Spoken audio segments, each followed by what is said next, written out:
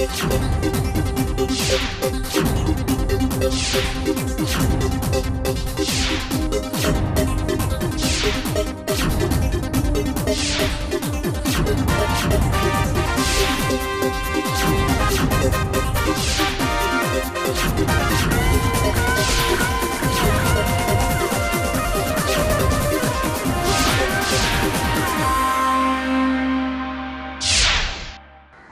friends, this is Astha Rathore and I am giving you a warm welcome to your favorite show Healthy, Rich and Famous. दोस्तों, कभी कभी ज़िंदगी के मोड़ पर कुछ ऐसी शख्सियत से मुलाकात हो जाती है जो पहली ही नज़र में हमारे दिल में बस जाते हैं, हमें अच्छे लगने लगते हैं। उनमें ऐसा क्या है जो हम में नहीं? यही सोच हमें उनके लिए दीवाना बना देती है। हम उन्हीं के जैसा बनना चाहते हैं और वही सोचना चाहते हैं, पर इस धुन में हम ये भूल जाते हैं कि इस उपलब्धि को प्राप्त करने में उन्होंने कितनी मेहनत की होगी। हेल्दी, रिच एंड फेमस में हम आपकी मुलाकात कुछ ऐसी ही शख्सियत से करवाएंगे जो अपने कार्य क्षेत्र में व्यस्तता के बावजूद अपने पास तनाव और अस्वस्थता को फटकने नहीं देते। तो आइए आज हम आपकी मुलाकात करवाते हैं ऐसी ही सुविख्यात प्रतिभा से जो भजन के क्षेत्र में सर्वोच्च शिखर पर हैं। पायो जी मैंने अनूप जलोटा, संगीत की दुनिया का एक ऐसा नाम जो आज किसी परिचय का मोहताज नहीं, जिन्होंने पौराणिक भजनों को मंदिरों और भजन मंडियों से उठाकर घर घर और अंतर्राष्ट्रीय स्तर तक पहुंचाया है। अनूप जलोटा के गाए सुमधुर भजनों ने भजन गायकी में एक क्रांति ला दी। ये अनूप जी का अथक प्रयास ही है कि आजकल नए गायकों का रुझान भजन गायकी की तरफ पड़ रहा है। Welcome to our show. Thank you. तो आप बताइए कि आपकी इतनी मधुर आवाज़, इतने सुरीले भजन जो आप गाते हैं, इसके पीछे क्या राज है? देखिए, जो आवाज़ है वो तो ईश्वर की देन होती है।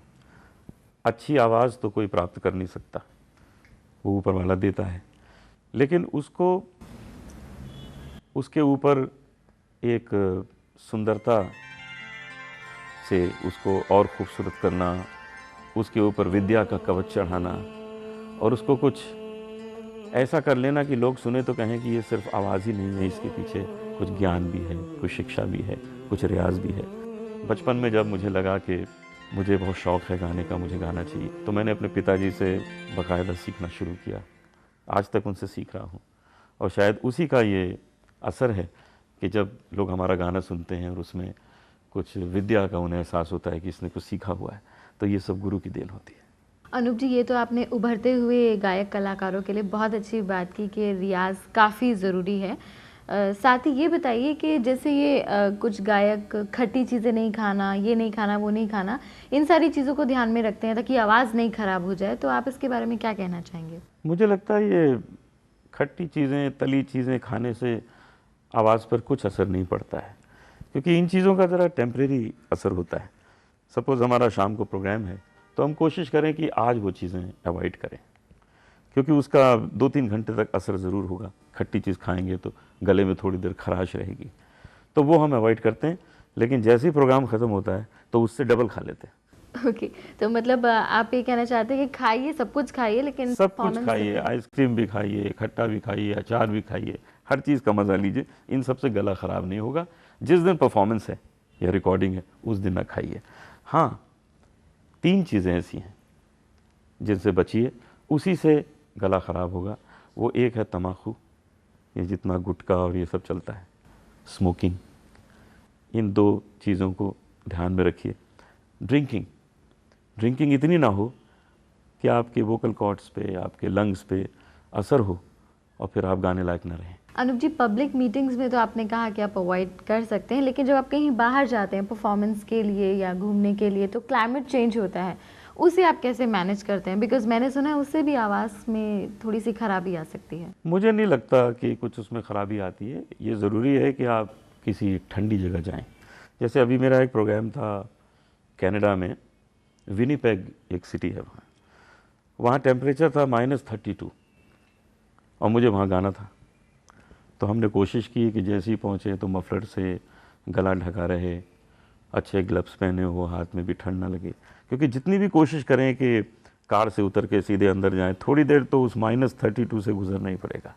तो अगर इन चीज़ों का ख्याल रखें तो गले को कुछ नहीं होता है और हम ठीक से आराम से परफॉर्म करके उस -32 में वापस बम्बई आ गए। अनूप जी, आजकल लोगों का ध्यान इस कहावत की तरफ है, हेल्थ इज़ वेल्थ, लोग मानने लगे हैं और काफ़ी कॉन्शियस हो गए हैं अपनी फिटनेस को लेकर।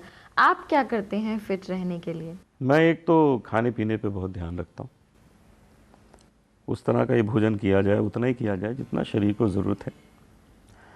एक्सरसाइज करता हूँ, रोज़ सुबह मैं और मेरी वाइफ दोनों तलवरकर में जाते हैं, 1 घंटा, कभी कभी 1.25 घंटा तरह तरह की एक्सरसाइज करते हैं और कोशिश करते हैं कि 300-400 कैलोरीज वहाँ बर्न हो जाएं। उसके बाद घर आके थोड़े फ्रूट्स खाते हैं। वो जो रिवाज है कि सुबह सुबह पराठे खाना, वो नहीं करते। एक्चुअली बिकॉज मैं तो रोज़ ही कोशिश करती हूँ जल्दी उठूँ और सब कुछ प्रॉपर शेड्यूल में हूँ। आज तक तो मैं कामयाब हो नहीं पाई हूँ, पता नहीं फिर भी how I am slim. But आप कैसे डेली कैसे ये मैनेज कर लेते हैं कि जल्दी ही उठना है, ऐसे करना है, इस तरीके से शेड्यूल होना चाहिए? How can you go with this kind of determination? मेरा बेटा है 10 साल का, वो सुबह 7 बजे हमारे कमरे में आ जाता है, हम दोनों को उठा देता है। तो सुबह उठ के 4-5 बादाम खाते हैं, रात को भिगो देते हैं बादाम, वो खाते हैं। और मुझे लगता है कि बादाम खाने से जो मेमोरी है वो अच्छी रहती है। और उसके बाद चले जाते हैं 1 घंटा अपना सब एक्सरसाइज वगैरह करने। वो करने के बाद घर आके फिर फ्रूट्स। तो कोशिश ये है कि जो जो हम चीज़ें खाएं वो चयन करके, चुन के, कि ऐसी कोई चीज़ हो ही ना जो हमारे शरीर का डील डॉल बिगाड़े और तबीयत ख़राब करे। दोस्तों, अनूप जी से बातों का सिलसिला तो जारी रहेगा, लेकिन हम फिलहाल लेते हैं एक छोटा सा break. You stay tuned, don't go anywhere, will be right back.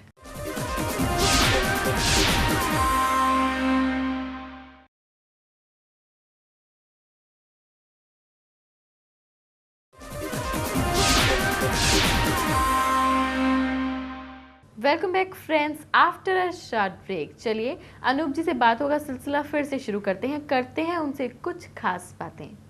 Anoop जी, ऐसी कोई खाने की चीज़ बताइए हमारे दर्शकों को जिससे आपकी हेल्थ भी मेंटेन रहे और आवाज़ भी खराब नहीं हो। फूड में कोशिश ये करिए कि अगर चावल खा रहे हैं तो रोटी ना खाएं, रोटी खा रहे हैं तो चावल ना खाएं। वेजिटेबल्स हर मील में होनी चाहिए, ज़्यादा से ज़्यादा वेजिटेबल हो। मीट खा रहे हैं तो रेड मीट अवॉइड करिए, चिकन है, फिश है, इन चीज़ों को खाएं। बटर मिल्क दोनों मील से पहले 1 गिलास पिएं, जिसको छाछ बोलते हैं यहाँ। और हर खाने के बाद में अगर हो सके तो थोड़ा गर्म पानी ज़रूर सिप करें, पिएं, उससे जो हाजमा है वो और तेज़ होता है। एक्सरसाइज रोज़ करना ज़रूरी है। हम तो म्यूज़िशियन हैं, हमारे लिए गाना बहुत ज़रूरी है। 2-2.5 घंटे हम लोग रोज़ रियाज़ भी करते हैं, और रियाज़ जब करते हैं तो हम बैठ के करते हैं। तो बैठने से क्या होता है कि हमारे पैरों का जो ब्लड सर्कुलेशन है वो रुक जाता है, वो शरीर के लिए अच्छा नहीं है। इसलिए रोज़ एक्सरसाइज ज़रूरी है, पैरों की एक्सरसाइज ज़रूरी है कि वो ब्लड सर्कुलेशन जो है रुके ना, फिर वो चले। मैं अब 52 ईयर्स का हो रहा हूँ, लेकिन मुझे अपनी एज का बिल्कुल फील नहीं होता कि मैं 52 हूँ। मैंने अपने से छोटी उम्र के लोगों को देखा है कि वो अपने बाल रंगते हैं, डाई करते हैं। मेरे बाल इसी रंग के हैं। That's good. I don't die. मेरे पिताजी हैं, ही इज़ 80 ईयर्स ओल्ड, अभी भी साल में 1 बार अमेरिका जाते हैं, 10-15 प्रोग्राम करके आते हैं। यहाँ पर उनके 250 स्टूडेंट्स हैं, उन सबको गाना सिखाते हैं। इज़ वेरी एक्टिव मैन, उनको देख के लगता ही नहीं कि वो 80 साल के। और मुझे पूरा विश्वास है कि वो 100 साल तक ऐसे ही काम करेंगे, because he is very young by heart, very young, very active, working like a young man. तो उनसे हम यही प्रेरणा लेते हैं, सीखते हैं। That's very good and courageous to tell your 52-year-old for our audience. Anoop जी, बताइए कि जैसे मैंने सुना है आवाज़ पे फ़र्क आता है अगर उम्र बढ़ती है। आवाज़ पे फ़र्क नहीं आता, लेकिन जो स्टेमिना है उस पर फ़र्क आता है। जैसे पहले हम 2-3 घंटे आराम से गा लेते थे, तो अभी अगर 1 घंटा गाते हैं तो हमको लगता है कि 15-20 मिनट का एक ब्रेक लेना चाहिए और फिर गाना चाहिए, क्योंकि शरीर तो दुर्बल होगा ही। उम्र के साथ साथ शरीर दुर्बल होगा तो वोकल कॉर्ड्स जो हैं वो शरीर के अंदर ही हैं, वो भी दुर्बल होंगे, उनकी भी जो शक्ति है वो कम होगी। आपको कभी जेट लैग की प्रॉब्लम नहीं होती? जेट लैग एक लोगों की बहुत बड़ी प्रॉब्लम है। मैं आपको एक बात बताऊं, पिछले साल मेरा फ्राइडे को कॉन्सर्ट था बम्बई में, ओबरॉय होटल में। सैटरडे को मेरा कॉन्सर्ट था टोरंटो में, कनाडा में, और संडे को मेरा कॉन्सर्ट था लॉस एंजलिस में, अमेरिका में। तीनों प्रोग्राम मैंने किए और चौथे दिन फ्लाइट पकड़ के मैं बम्बई आ गया। ये तब संभव होता है जब आर्ट ऑफ ट्रैवलिंग लोगों को आए, आर्ट ऑफ फ्लाइंग।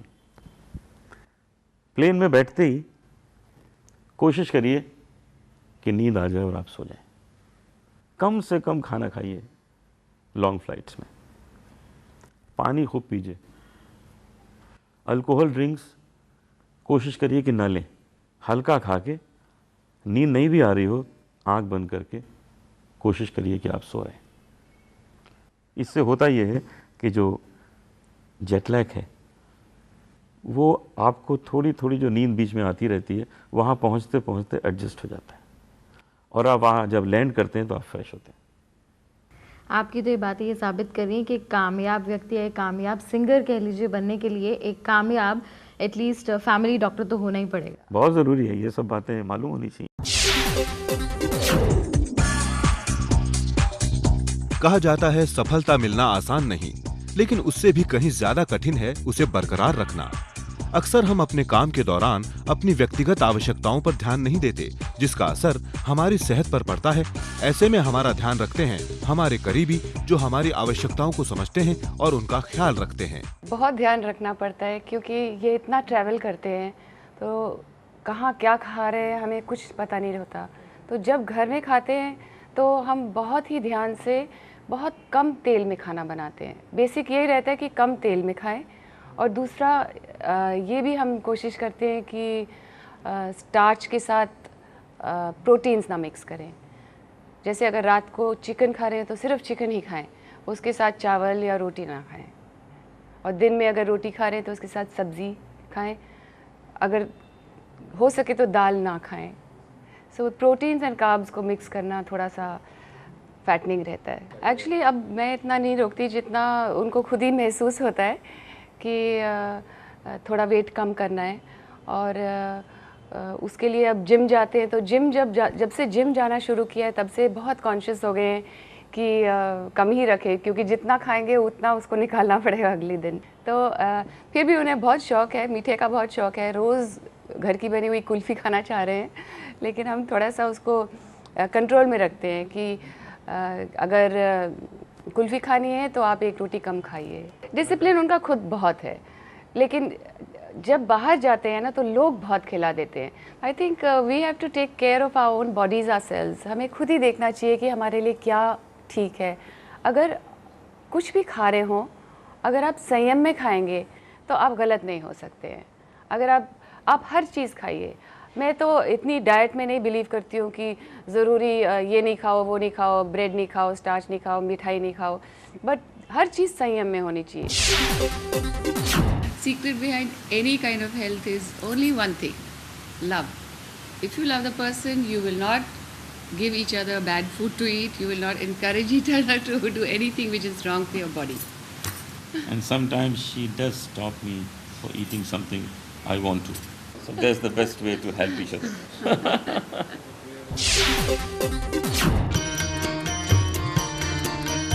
कहते हैं शुरुआती परवरिश का असर इंसान पर ताउम्र रहता है। अनूप जी की संगीत शिक्षा की बुनियाद भी शुरुआत से मजबूत थी, जिसका पूरा श्रेय जाता है उनके गुरु और पिता पंडित पुरुषोत्तम दास जलोटा जी को, जो स्वयं भी शास्त्रीय संगीत के बहुत बड़े ज्ञाता हैं। उम्र के इस पड़ाव में भी पंडित जी की संगीत साधना में कोई कमी नहीं रहती। वे नियमित रियाज करते हैं। इसी कारण आज भी अपने बेटे के साथ रियाज के दौरान उम्र को आड़े नहीं आने देते। पंडित पुरुषोत्तम दास जलोटा जी क्या कहते हैं अपनी सेहत के बारे में? बात है कि अगर एक्टिव रहे इंसान तो सब हो जाता है, और अगर लेट जाएंगे, घर बैठ जाएंगे तो फिर नहीं होता कुछ। तो हमारा यही है कि मैं सवेरे 10 बजे घर से निकल जाता हूँ और शाम को 7 बजे तक आता हूँ, और सारा दिन काम करता रहता हूँ। काम का अर्थ ये है कि म्यूज़िक सिखाना और प्रोग्राम करना, और मेरी क्लासेस चलती हैं, मेरी प्राइवेट ट्यूशन्स हैं, तो इसलिए मैं लथार्जिक पना नहीं रखता हूँ।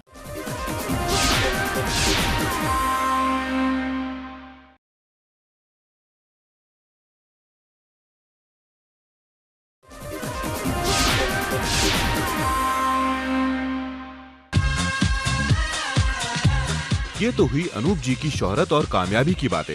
अब बात करते हैं उनकी फिजिकल फिटनेस की। वैसे तो हर समझदार आदमी हेल्थ को लेकर कॉन्शियस रहता है। अनूप जी अपने स्वास्थ्य को लेकर कितने निश्चिंत हैं और क्या करते हैं खुद को फिट रखने के लिए। जब हमने उनसे इस बारे में बात की तो पता चला कि इतनी व्यस्तता के बाद भी वे रेगुलर जिम जाते हैं। उनके जिम इंस्ट्रक्टर से जानते हैं अनूप जी के जिम शेड्यूल के बारे में। रेगुलर तो काफ़ी हैं वैसे, और यहाँ पर खासियत ये है कि यहाँ के ट्रेनर इस तरह से उनसे काम करवाते हैं, वर्कआउट करवाते हैं कि एक रिलेशन सा बन जाता है आपस में एक ट्रेनर का और स्टूडेंट का। तो बहुत ही अच्छा कोऑपरेशन दे के वो वर्कआउट करते हैं यहाँ पर, जहाँ ट्रेडमिल्स हैं, साइकिल्स हैं, या जो भी कार्डियो स्टेशन है यहाँ के, तो बहुत अच्छे से वो कर लेते हैं। अनूप जी वेट ट्रेनिंग भी करते हैं और कार्डियो भी करते हैं, क्योंकि दोनों ज़रूरी है। ये अनूप जी का प्रोग्राम है, तो इसमें कार्डियो और वेट सेशन, वेट ट्रेनिंग दोनों दी जाती हैं, और अनूप जी बहुत ही अच्छी तरह से दोनों वर्कआउट कर लेते हैं, और उनका कोऑपरेशन हमारे लिए बहुत अच्छा है। अनूप जी से खूबसूरत मौसम में, हरियाली से भरे हुए मौसम में बातें क्या, बातों को रैपिड फायर का रंग दे देते हैं। ओके। मैं आपसे सवाल करूंगी, आप जल्दी जल्दी विदाउट वेस्टिंग टाइम फटाफट से जवाब दीजिएगा। So my first question is, आप स्ट्रेस आउट रहने के लिए क्या करते हैं? फिल्में देखना पसंद करते हैं, म्यूजिक सुनते हैं, या मुझसे बातें करेंगे? म्यूजिक सुनना। That's very bad. आपसे बातें करके फिर तो टेंशन शुरू हो जाएगी। आपका पसंदीदा सिंगर कौन सा है? किशोर कुमार। आपकी पसंदीदा डिश कौन सी है? ढोकला। पसंदीदा भजन कौन सा है? ऐसी लागी लगन मीरा हो गई मगन। आपका फेवरेट पास टाइम क्या है? मेरा पास टाइम होता है अपनी फैमिली के साथ अपने घर में रहना, क्योंकि मुझे लगता है कि दुनिया की सबसे खूबसूरत जो जगह है वो हमारा घर है। परिवार के साथ मैं, मेरी वाइफ, मेरा बेटा, हम लोग बड़ा आनंद लेते हैं घर का। अगर आप सिंगर ना होते तो क्या होते? मैं क्रिकेट प्लेयर होता, क्योंकि मुझे बहुत शौक है क्रिकेट खेलने का। आपका फेवरेट प्लेस कौन सा है? फेवरेट प्लेस है मेरी Nainital. I was born there. And out of India? Australia.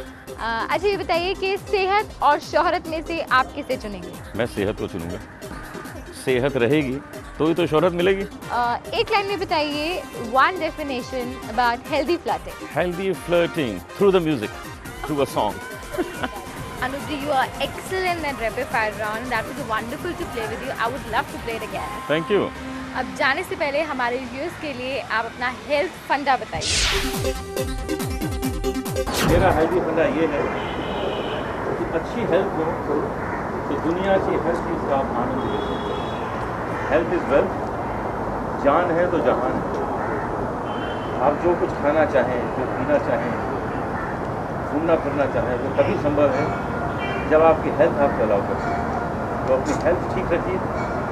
भगवान ने जो दुनिया बनाई है उसका पूरा आनंद लीजिए। So be happy and keep yourself happy with your good health. देखा दोस्तों आपने, अनूप जी अपने आप को किस तरह फिट रखते हैं। बहुत अच्छा लगता है ऐसी शख्सियत से मिलकर, उनके नज़दीक जाकर। आखिर कोई यूं ही नहीं बनाता इतिहास। तो दोस्तों इस एपिसोड में बस इतना ही। अगली बार फिर से मुलाकात होगी। तब तक के लिए be happy, be healthy and keep watching healthy, rich and famous. Bye bye. वो भी सामने ऑडियंस के लिए बोलना है। आप सामने कौन आ रहे हैं शिखंड? अभी आप ये ले रहे हैं क्या फ़ोन का? आप अभी ले लीजिए। You many things. In fact, again. ज़्यादा लंबा होगा। Again. Keep watching us because we're gonna put you many things. In fact, again. ज़्यादा लंबा होगा। वो एक क्वेश्चन इसमें घुस गया, ड्रिंक वाला, मैंने इसीलिए पूछा। दोस्तों जिंदगी के मोड़ पर सॉरी